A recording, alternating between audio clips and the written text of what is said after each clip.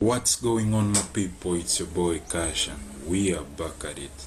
So on the screen here we have Python code that I've been really trying to code, and the idea around this was to get an average price movement for reversal or continuations. So I'll explain that in a bit.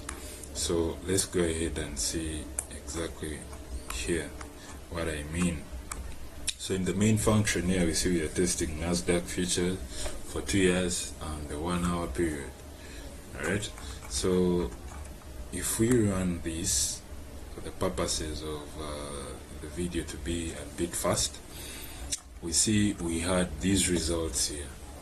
So these results mean a lot, and the idea what we are trying to track is what is the average percentage movement for price to reach before it reverses, and if we are to go to the upside or to the downside.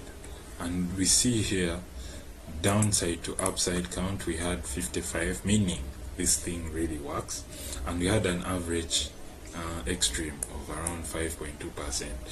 so this means around 0.5 price reverses and it closes up to 8%, right? And then similar for upside to downside we had 4.4, so you want to target something around 4, right? Up to 5, yeah. And then you also want to target 0.8. so you also had partials and we also had continuation somewhere.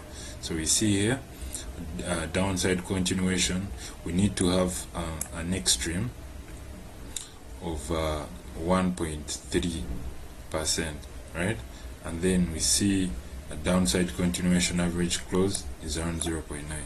so this is an indication that price can revert back, yeah, because if we have 1.5 and then we have a close this, meaning price, if it has reached some, it can come back and close at 0.9.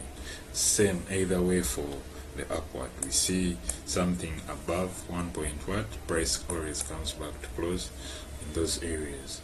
So if we go ahead and show you the indicator I created, this is the indicator I created, trading view, just to really track what happens in these ranges. So we see we have the daily opening, then we have the deviation levels, and then I created these as my demand areas according to the other analysis. But the indicator is customizable. We see we are using a 0.1 threshold. You can use anything you want.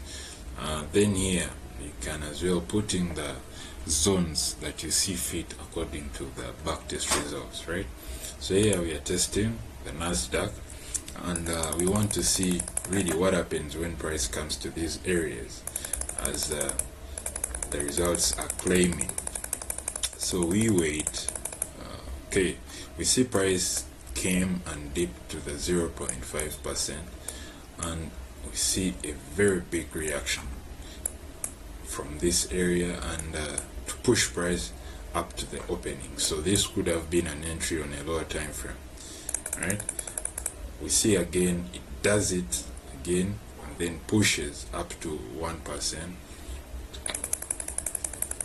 and then wow, there was rejection off of that area, and then price pushes low.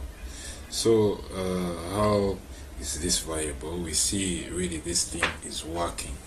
So you see we have really huge turnovers when price reaches those areas, and it is like when we have also a push up to 7, right? So we see this is 7 to 8, so it's 7. We expect price to reverse, right? It's not like okay it's going to do that, but we expect price to reverse. So if I play this to the next day, let's see what happened. Okay, price starts, okay, it's dipping, not yet, we go down. So here we expect price to push up to these levels. Wow, perfectly delivered.